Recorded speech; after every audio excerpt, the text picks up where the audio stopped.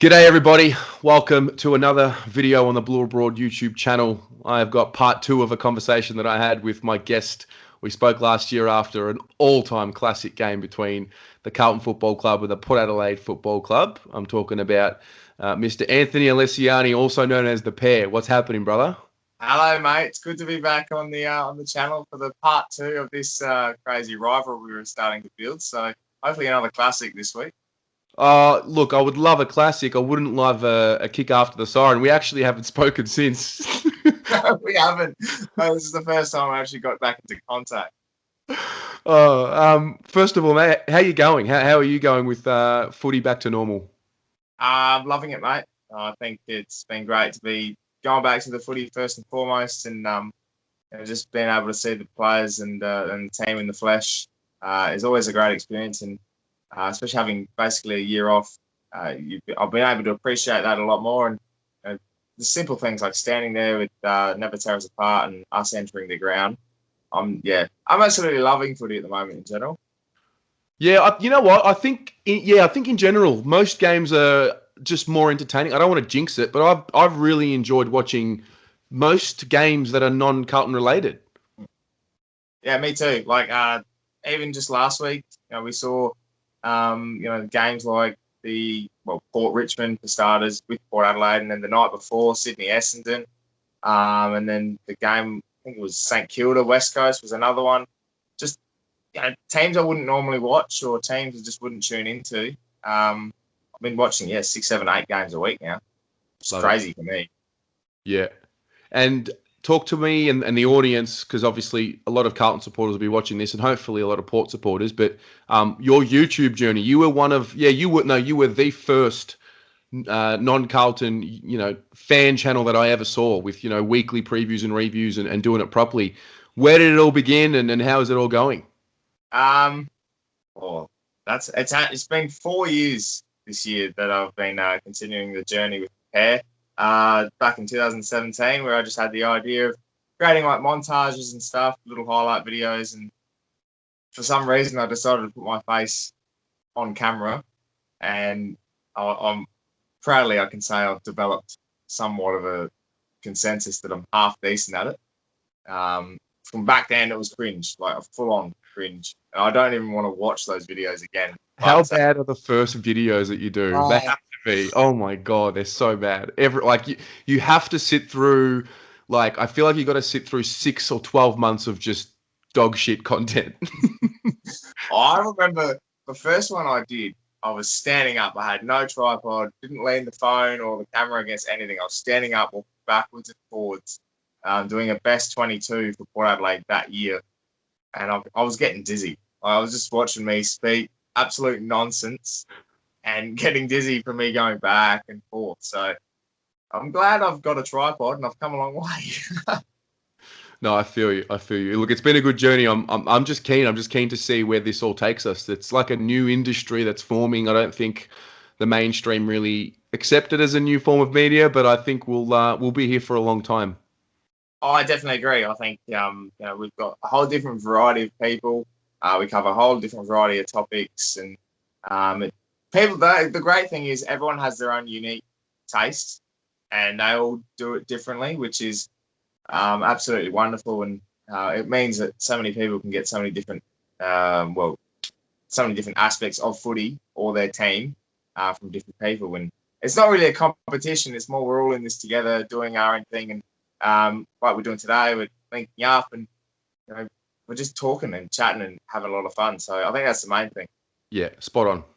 Let's talk about it, because Saturday night your boys come to my side of town, and the MCG, where premierships are won, and I'm absolutely buzzing. I guess before I go on to what's happening in the Carlton world, I want to know what do we Carlton fans need to know about what's happening in the Port Adelaide world? There's quite a bit actually with Port ever since the Friday night against Richmond with that victory.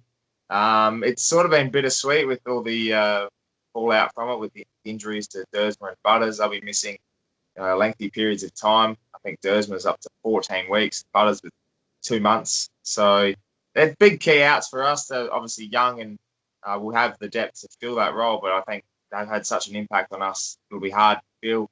And this is our first game back at the MCG for nearly, well, I think over 2 years actually. So, Really? yeah, we haven't played at the MCG since pre-COVID, which is quite interesting. So that'll be another test for us. And coming over to Melbourne against a Carlton outfit who, for some reason, every time we play you guys, it's just biting at our butts. You're just there. You can cause an upset. So it's a big game. And I think Carlton fans, I'd be licking your lips, to be honest.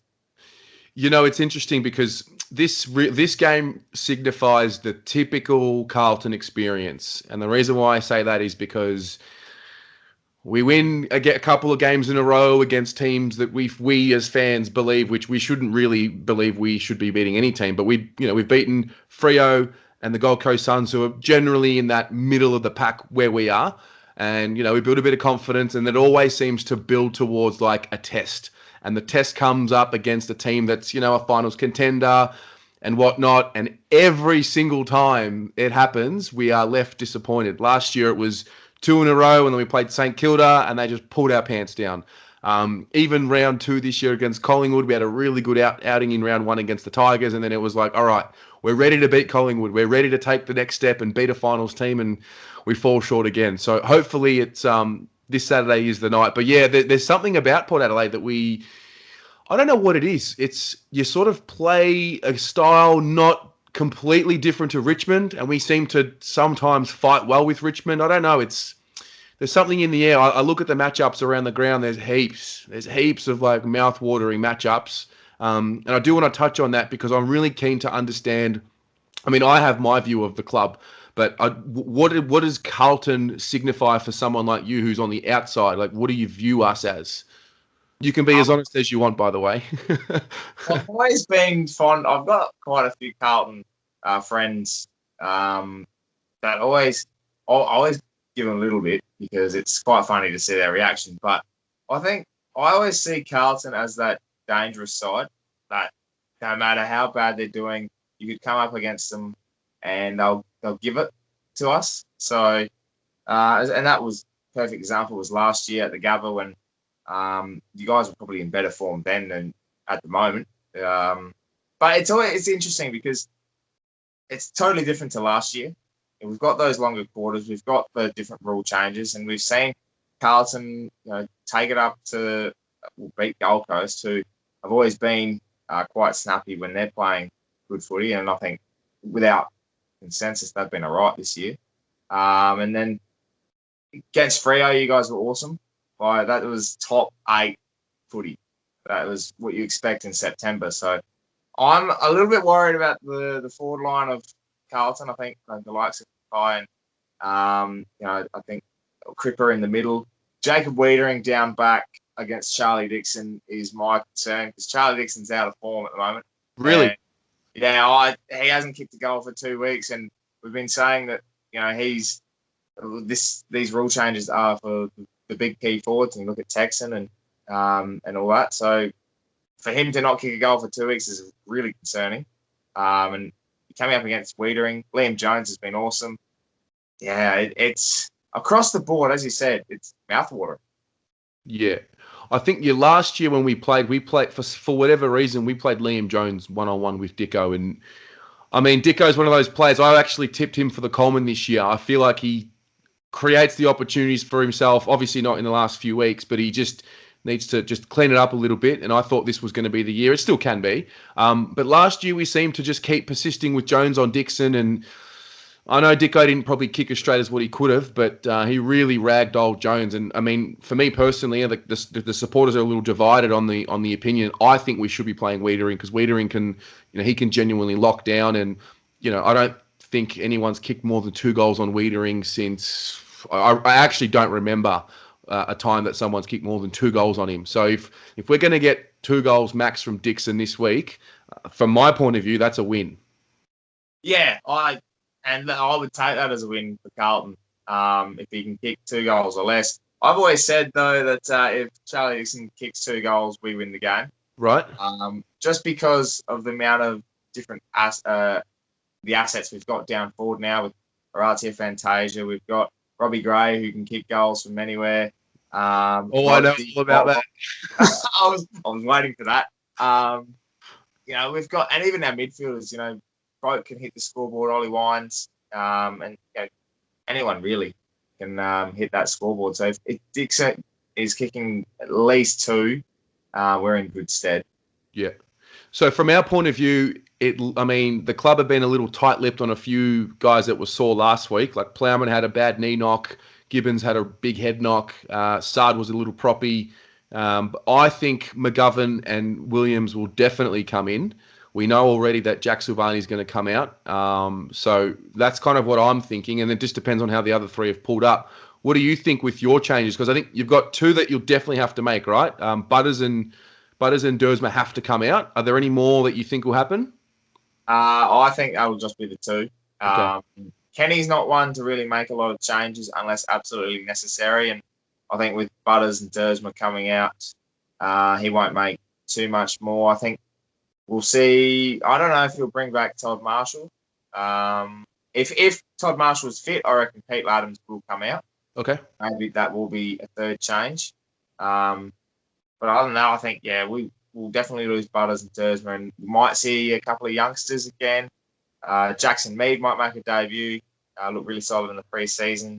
And as well as Payne Farrell might come back in. He's been pretty good in the reserve since being dropped. So, and Tommy Rockcliffe, he's back from concussion, and he might be a good replacement in that middle when, because obviously Butters has been playing a lot more central this year. So I think Tommy Rockcliffe might be a chance.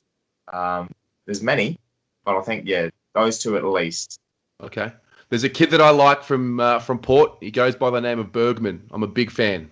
Yes. Yeah, he's a very talented kid. The good thing with him as well is he can play forward and back, probably can run on the wing.